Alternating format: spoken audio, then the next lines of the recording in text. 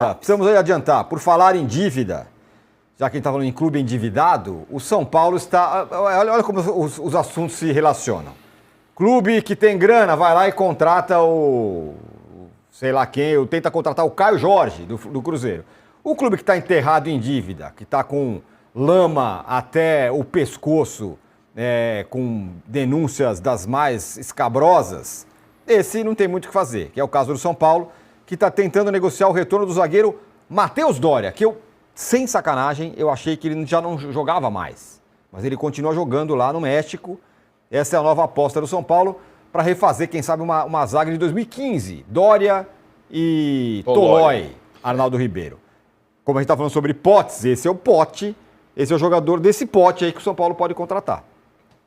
A gente passou do Fluminense para o São Paulo. Tem uma coisa curiosa, que é o aproveitamento de veteranos no campo, né? De novo, assim como o Fluminense, o São Paulo vai para jogadores há algum tempo já. O São Paulo já há mais de 3 anos contrata jogadores, salvo raras exceções, a gente vai chegar no Marcos Antônio, acima dos 30 anos. Sendo que o pedido do Crespo era rejuvenescer a equipe, né? Fluminense tem um técnico hoje que gosta de trabalhar com veterano, assim como o Diniz. O Zubeldia gosta de trabalhar com veterano. Para ele não tem problema ter 4, 5 jogadores acima de 30 anos no time titular, assim como o Diniz.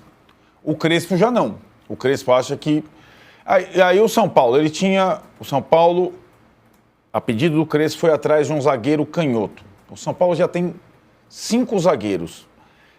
Eu imagino que a ideia do Crespo seja realmente jogar sempre com linha de 3. Dos 5 zagueiros, só tem um canhoto, Sabino, que também já passou dos 30. E o Crespo indicou um outro zagueiro canhoto. O São Paulo tentou o Gaston Ávila, que estava jogando no Fortaleza, que aliás é muito bom jogador. Pertence ao Ajax.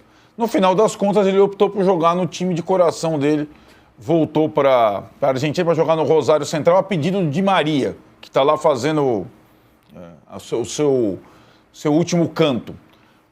Sem o Gaston Alves, qual que é o jogador de mercado canhoto que o São Paulo poderia trazer? Doria. Né? Já tem 31. Não é tão velho assim, né? 31 anos para um zagueiro não é tão velho. Teve uma boa passagem pelo São Paulo lá em 2015 e o São Paulo não conseguiu contratá-lo já em 2015. Não tinha dinheiro para tal. Agora, livre no mercado, é como os companheiros falaram, livre, bem entre aspas, ele pode ser o zagueiro canhoto a chegar para reforçar o time. O que menos precisa o São Paulo, os menores problemas do São Paulo são na zaga. O São Paulo tem bons zagueiros. O São Paulo tem tantos bons zagueiros como os principais clubes do país, mesmo os mais ricos. Os zagueiros do São Paulo são bons. Agora o resto do time é uma questão. O resto do elenco é uma baita questão. E o Rodriguinho, que a gente estava falando, o Rodriguinho é um dos jovens jogadores, não dos mais jovens, já foi revelado há algum tempo, né? Porque o Rogério Ceni era técnico do São Paulo, não conseguiu se firmar, tem altos e baixos. O contrato acabava nesse ano, o empresário não quis renovar e está acontecendo uma coisa que o São Paulo já fez com o Bragantino umas 2, 3 vezes. É a negociação, como foi com o Elinho, que demorou, mas estourou no Bragantino depois, anos depois. O Natan, lateral direito, São Paulo negocia, fica com uma parte dos direitos. E se o Bragantino, Red Bull, negociá-lo mais à frente, o São Paulo ganha um percentual na negociação. Não me surpreende nem uma negociação e nem a outra negociação. Nem a chegada do Doria e nem a saída do Rodriguinho, fazendo com que o time aumente a sua média de idade e não diminua, como queria Crespo. Agora, vou insistir um pouco com você. Bom, diante disso, então lá, o Rodriguinho, que tem 20 anos, vai embora. O Doria, que eu achei que não jogasse mais até, vai voltar para o São Paulo com 31 anos. Tem uma história de que pode chegar o Alan, mas pode sair o Marcos Antônio. Domingo tem Mirassol e São Paulo. Sim. E aí? Eu acho que uma coisa não tem nada a ver com a outra, né? O Rodriguinho não jogava praticamente, né? O Marcos Antônio é o principal jogador do time. O Marcos Antônio acho que é uma conversa diferente, né? O Marcos Antônio é hoje talvez o principal jogador do São Paulo. Ele difere de tudo que a gente está falando, porque o São Paulo conseguiu, numa sacada pouca, e por conta também da vontade do jogador, contrataram um jogador de 26 anos, que ainda não foi pago. São Paulo está pagando o empréstimo dele, mas já está exercendo a opção de compra. O Marcos Antônio é uma exceção no meio de veteranos. O que acontece? Se o Flamengo quiser, de fato, o Marcos Antônio, ele não tem que mais negociar com a Lazio, que é quem emprestou ao São Paulo, mas sim com o São Paulo, que já está exercendo a opção de compra. O Marcos Antônio está custando para o São Paulo um preço irreal para a qualidade dele, menos de 4 milhões de euros, né? Para um jogador de 26 anos com esse talento, é barato, né, para o mercado. O Flamengo tem, sei lá, tem 12 para oferecer, tem 15 para oferecer, tem o que ele... E aí, cara, é aí que tá. Se você consegue contratar, você está encalacrado, é toda a lei da forca. Qual é a... Se você contrata um jogador por 4, vem um rival e oferece 15, você não vai vender? O torcedor de São Paulo quer que o São Paulo não venda. Mas, diante das dificuldades, eu não duvidaria que o São Paulo vendesse. Agora, uma coisa é vender o Marcos Antônio por, sei lá, 15, 20. Outra coisa é fazer um negócio com o Flamengo que esteja embutido o Alan, que já tem 28, que passou a temporada toda machucado passado, tal, que não tem o mesmo valor. Então, precisa ver exatamente qual seria o modelo desse negócio. E como você mesmo disse, como o São Paulo tem feito quase pirraça com o seu torcedor, perder o Marcos Antônio no momento seria um golpe muito duro. Eu acho até que a situação política do São Paulo dificulta a saída do Marcos Antônio e não facilita. Porque o Júlio Casares, que está esfarelando, se ele negocia seu principal jogador, ele já não está podendo nem andar na rua. Talvez ele não possa nem mais ver televisão, né? Então tem situação... Essa é uma situação que é delicada nesse ponto. É mais do que uma situação econômica, um negócio. É uma coisa simbólica perder o melhor jogador, justamente quando o time está em grandes dificuldades, né? Essa é a questão política importante, né? Porque a torcida já não consegue olhar para a cara do Casares. Vai ter protesto. Quanto tempo mais de contrato, o Marcos Antônio? Não, ele vai ser comprado em definitivo em julho, é a última parcela do empréstimo, junto à Lazio, e aí ele vai estabelecer o contrato que o São Paulo vai ser detentor dos seus direitos federativos a partir de julho, né? E não mais a Lazio. Aí ele vai estabelecer com o São Paulo o contrato que for acordado entre as partes. Aí, né, Júlio, tem um monte de coisa. Tem um empresário e tem uma figura interessante, que é o Boto. Que o Boto trabalhou com o Marcos Antônio na Europa, né? Gosta do Marcos Antônio. O Felipe Luiz também gosta. O Flamengo tentou contratar o Marcos Antônio lá atrás, quando ele voltou ao Brasil. Sim. Ele optou pelo São Paulo, porque ele teria mais chance de jogar.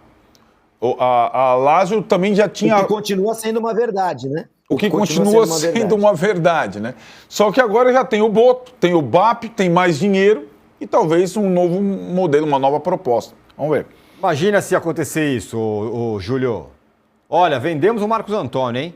Estamos aqui, a gente contrata carro forte para distribuir uma grana aqui e ali, mas de qualquer maneira vendemos o Marcos Antônio e agora estamos devendo 2 meses aí de premiação para os jogadores. Que tal? Como é que no São Paulo já é assim, né? Já deve 2, paga 1, né? Atrasa 2, paga 1, atrasa 2, paga 1. O ponto do Arnaldo é perfeito, assim. Politicamente, a coisa tá tão ruim para o Casares que ele faria de tudo para não perder esse jogador, porque poderia ser a pá de cal aí numa votação de impeachment e por aí vai, né? Entre tantos outros rolos. Agora, se por um lado o esfarelamento político da atual diretoria de São Paulo ajudaria o Marcos Antônio a ficar, ou seja, esse negócio a não sair, aí a gente teria que olhar também pro jogador, pros empresários que tomam conta do jogador, para ver se exatamente essa situação política do São Paulo não vai ser o principal ponto de argumento para ele ir para o Flamengo, mesmo que seja para esquentar banco, né? Então essa queda de braço, essa situação de empréstimo que acaba, contrato que tem que ser assinado. A gente sabe que quando o jogador tem a faca e o queijo na mão, é ele que decide, mais do que um clube ou do que outro, porque aí entra naquela dinâmica de aqui não vou jogar, corpo mole, bibibi, bobobó. Não estou falando que o Marcos Antônio vai fazer isso, mas já vimos isso ser feito, né? Inclusive pelo Felipe Coutinho lá no Liverpool para ir para o Barcelona, entre outros casos, né? Quando o jogador tem a faca e o queijo na mão, é ele que decide. Então, se eu fosse o São Paulo, apesar de tantas preocupações da diretoria atual, trataria, número 1, de convencer o Marcos Antônio a ficar. Duríssimo. E no meio disso tudo, o Júlio Casares está reagindo aos ataques que ele vem sofrendo, por causa das acusações que se movimentam nos bastidores do São Paulo, né? Ele, internamente, o dirigente nega qualquer irregularidade nas movimentações financeiras que estão sendo investigadas e trabalha para reunir documentos e explicações para a procedência do dinheiro todo que está circulando ali. Na avaliação do Casares, que é compartilhada com aliados, é que o debate público ganhou contornos pessoais, extrapolando fatos e se transformando em ataques diretos à sua honra dentro e fora do clube. A reunião que vai votar o impeachment do Casares é no dia 14, portanto, na semana que vem. E até esse negócio do possível do Marcos Antônio com o Flamengo está paralisado por causa disso. A conversa é essa. Não, até lá a gente não pode fazer nada. Se salvar do impeachment, pode ser até que ande. Né, Arnaldo? Então, eu acho que tem essa primeira... Por tudo que está sendo feito nos bastidores, como foi costurada às pressas a reunião, como está sendo esvaziada essa reunião, como está sendo articulada pelo presidente do conselho, que é braço direito do Casares, o Wolten Aires de Abreu, é muito pouco provável que na quarta-feira o Casares seja impeachado, que 2/3 do conselho... Se é que vai ter quórum para votação, que ele seja impeachado. O que não quer dizer que a vida dele passe a ser tranquila depois de quarta-feira. Primeiro, o protesto que vai ter na frente do Morumbi no Conselho será sem precedentes. Você pode aguardar. Isso vai. Pode aguardar que vai ter mais gente lá do que na quinta-feira contra o São Bernardo. A diretoria até fez uma promoção de ingressos, baixou um pouco a volta do São Paulo ao Morumbi depois de meses, né? Já que o São Paulo jogava na Vila Belmiro. O fato é que ele pode escapar dessa, o que não quer dizer que a vida dele tenha sossego a partir dali, né? Até porque, dependendo do andar da carruagem e de maior articulação da oposição, num ano de eleição, ele pode sofrer novos pedidos de impeachment. E o Conselho tem que votar outros pedidos de impeachment. Normalmente é assim que acontece. No Corinthians foi assim, o Melo tinha uns 5 pedidos de impeachment na fila, né? Um é porque não sei o que lá, o outro é porque não sei o que lá, o outro é porque não sei o que lá. Você reúne uma peça para ser apreciada pelo Conselho e coloca em votação. Se você consegue o mínimo de assinaturas, mais de 50 e pouco, você protocola outro pedido de impeachment.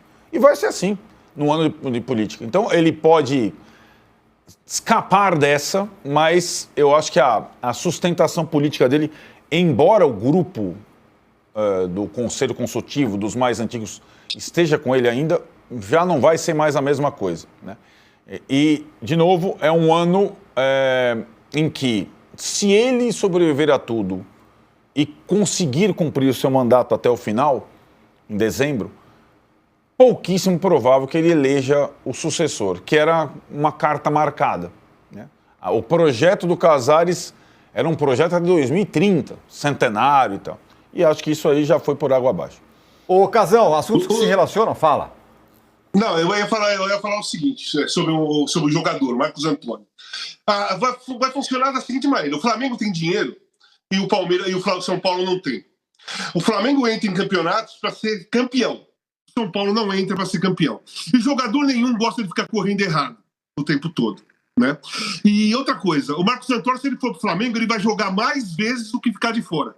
Porque o Saul já é veterano, o De La Cruz tem muitos problemas físicos, quase saiu do Flamengo, já teve aquele problema quando o diretor falou que ele não podia, o Runco falou que ele não podia mais jogar porque tinha uma contusão crônica. Então, o Flamengo quer o Marcos Antônio para começar como titular, para fazer aquele motorzinho do lado de um Jorginho junto com o Pulgar, alguma coisa no meio campo. Então, se ele for para o Flamengo, ele vai jogar muito mais do que ele jogaria, do que ele vai ficar de fora. Se ele for para o Flamengo, ele vai disputar títulos, vai jogar para disputar títulos. Se ele for para o Flamengo, ele vai ganhar mais do que ele ganha no São Paulo. Né? E é isso. E se ele for para o Flamengo, a chance dele poder ter uma possibilidade de ir para a seleção brasileira é maior também. E o que conta mais? O jogador olha e fala assim, puto, vou ficar aqui correndo errado, toda hora ter o impeachment do presidente, o time deve, o time não é bom, a gente corre errado pra cacete, entra no campeonato só pra fazer parte do campeonato, e lá eu posso ser campeão. Então, se colocar tudo isso na balança, a possibilidade do Marcos Antônio ir pro Flamengo é gigantesca, com Casares ou sem Casares. Perfeito, exatamente. Bom... e o Flamengo no mercado? Qual que é a estratégia do Flamengo no mercado? Tem reportagem do Rodrigo Matos falando sobre isso hoje. Primeiro que o Flamengo ele tá para negociar jogador com outro clube, que é o caso do Alan no São Paulo. Além de tentar envolver o Marcos Antônio na história, ele fala, olha, eu quero alguma garantia que vocês não vão me calotear.